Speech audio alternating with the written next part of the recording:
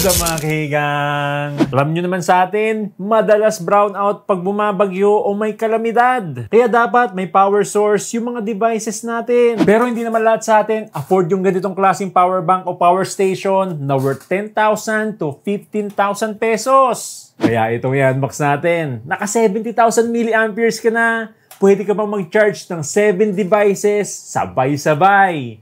At isa pang maganda dito, mas affordable ng 6 times kaysa dito sa power station na pinakita natin. Ito ang Bobbin PC1062 70,000 milliamperes power station. Yung link nito nandito lang sa left corner ng video natin o kaya check nyo yung description o pinned comment sa baba. Okay, buksan natin dito sa taas. Yun, bungad na bungad yung free Type-C cable. Yan. Tapos merong styro. Okay, slide na lang natin palabas. Yun, nandito kagad yung Bobbin PC1062. Okay, tanggalin natin sa styro, no? Yan. So, meron pa ba? Okay, wala na. Tabi mo natin yung iba. Tanggalin natin yung plastic. Whoop! Bali, nasa 1,400 grams lang to. Tama-tama lang din yung size niya sa battery capacity. Kasi nasa 70,000 milliamperes na to. Tapos may handle na rin. Kaya napaka-convenient dalhin. So mga kaigang, ito na mismo yung Bobbin PC1062. Saktong-sakto lang yung size nyo. Tapos meron na ring leather strap dito. Yan. Kaya madaling bit-bitin sa emergency o kaya naman camping. Actually, kahit sa mismong body mo hawakan, kayang-kaya kahit isang kamay lang. Saktong-sakto to for emergency, oh. O kaya naman camping. So, dito sa taas yan, dito natin makita yung power button. Short press nyo lang kung gusto nyo makita yung battery percentage ng power bank. Yan, 100% pa. Tapos, long press nyo lang tong power button ulit kung gusto nyo on yung built-in flashlight nya. Yan, long press nyo lang. Boom, you know, naka-on na yung flashlight. Pero check natin pag naka-off yung ilaw, no? Para mas makita natin. You know, naka-ready na kayo pag brown out. Pwede din pang camping. May emergency light na kayo dito sa Bobbin PC1062. Pero mas maganda sana kung pwede i-adjust yung power ng light niya.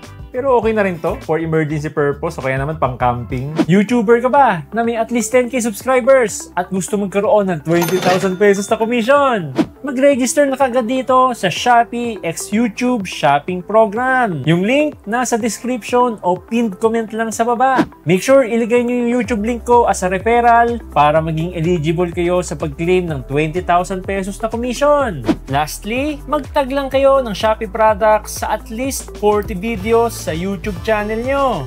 Makikita nyo yan dito sa YouTube Studio. Click nyo yung content, click nyo yung pencil icon or details, at click nyo yung products para makapagtag kayo ng Shopee products sa YouTube videos nyo. Napakadali lang, di ba? Kaya mag-register na kagad kayo sa Shopee x YouTube Shopping Program. Yung link niyan nasa description o pin comment lang sa baba. Tapos yan, dito na rin natin makikita yung mga ports niya. Yan.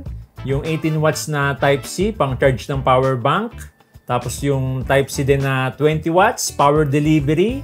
Tapos nandito yung Type-A na quick charge, 22.5 watts. Tapos the rest dito, yan, mga Type-A, puro mga 15 watts na yan. Pagdating naman sa pag-charge ito, medyo matagal, no? Kasi abutin ka ng 18 hours from 0 to 100%. Kaya advice ko lang, huwag nyo nang i-drain yung battery nito. Siguro mga 50% pa lang, i-charge nyo na kaagad para hindi kayo matagalan mag-charge. Tsaka hindi dito pwede sa aeroplano since 20,000 milliamperes below lang yung pwede doon. Ito, 70,000 milliamperes na eh. Pero may intelligent regulation current na to, kaya iwas overcharge tsaka overheat. Based sa size niya tsaka battery capacity, napakasulit na dito. Laking tulong sa mga emergency o kaya naman camping. Meron pang handle, kita nyo naman. Pagdating naman sa charging, kaya nitong i-charge yung earbuds mo ng up to 87 times. Up to 14 times naman sa smartphone, 9 times sa tablet, at up to 5 times naman sa mga medium size na speaker. Yung maganda pa dito sa Bobbin PC1062, kahit sabay-sabay nyo i-charge yung mga devices nyo, okay lang, walang problema.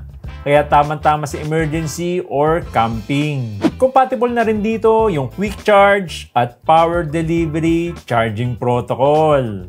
Kaya kung naghahanap kayo ng affordable power station or power bank na magagamit sa emergency, camping, or outing, tamang-tama sa inyo tong Babin PC1062. May 8 ports, 22.5 watts quick charge, 20 watts power delivery, built-in flashlight, 70,000 mAh battery capacity at less than 2.3 lang to. Yung link nito nandito lang sa left corner ng video natin o kaya check nyo yung description o pin comment sa baba. Kaya kayo mga kaigang, anong masasabi nyo dito sa Babin PC1062? Comment down below!